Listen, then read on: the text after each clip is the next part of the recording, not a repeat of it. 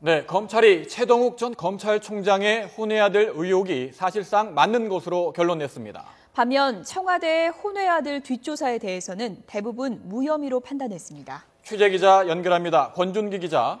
네, 서울중앙지검입니다. 검찰이 최동욱 전 총장에게 혼외 아들이 있는 것으로 결론을 냈군요.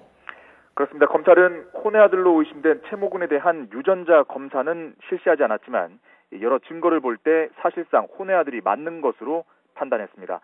최군이 태어날 당시 산부인과 기록과 초등학교 학적부, 또 지난해 유학 신청 서류에 아버지 칸에 모두 최동욱 검사가 기재됐다고 밝혔습니다. 검찰은 또 최군의 돌 사진도 증거로 제시했습니다. 이 사진은 최 전 총장과 임여인이 옷을 맞춰 입고 이 팔짱을 낀 다정한 모습을 보이고 있다고 설명했습니다. 또 임여인이 주변 사람들에게 한 말과 최 전 총장이 임여인에게 보낸 이메일 등을 통해서도 이 최 전 총장이 최군의 아버지라는 사실이 확인된다고 밝혔습니다. 임여인 집에서 일했던 입주 가정부 이모 씨도 최 전 총장이 7개월 동안 10차례 넘게 최군을 찾아왔고 최군에게 보낸 연하장도 봤다고 진술했습니다.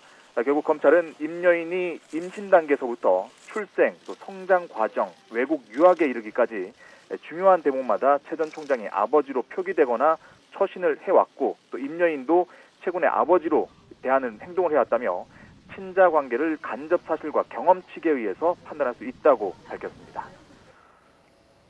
또 혼외 아들로 의심된 최군에 대한 청와대의 뒷조사 일부만 불법으로 판단을 했다고요?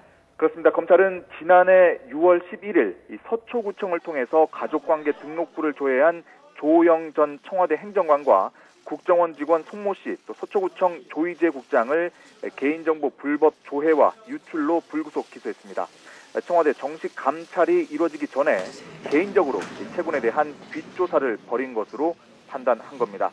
다만 그 이후에 이루어진 정보 조회는 모두 정상적인 감찰 활동으로 봤습니다. 6월 24일 무렵부터 청와대 특별감찰반이 꾸려져서 최군 어머니에 대한 변호사 위반 첩보와 관련된 감찰이 이루어졌다는 설명입니다. 임여인이 최 전 총장의 부인으로 행세하면서 사건 관련 금품을 수수했다는 첩보가 있어 사실관계 확인 차원이었다는 겁니다.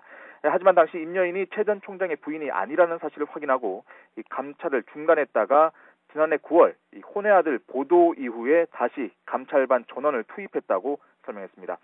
따라서 지난해 6월 청와대 교육문화비서실, 또 민정수석실, 고용복지 비서관실 등을 통한 전방위적인 신상조회는 모두 정당한 감찰 활동으로 판단했습니다. 검찰은 임여인을 변호사법 위반으로 불구속 기소했습니다. 이와 함께 최군에게 거액을 송금한 최동욱 전 총장의 고등학교 동창 이모 씨도 회사 돈 횡령 혐의로 구속 기소했습니다. 지금까지 서울중앙지검에서 YTN 권윤기입니다.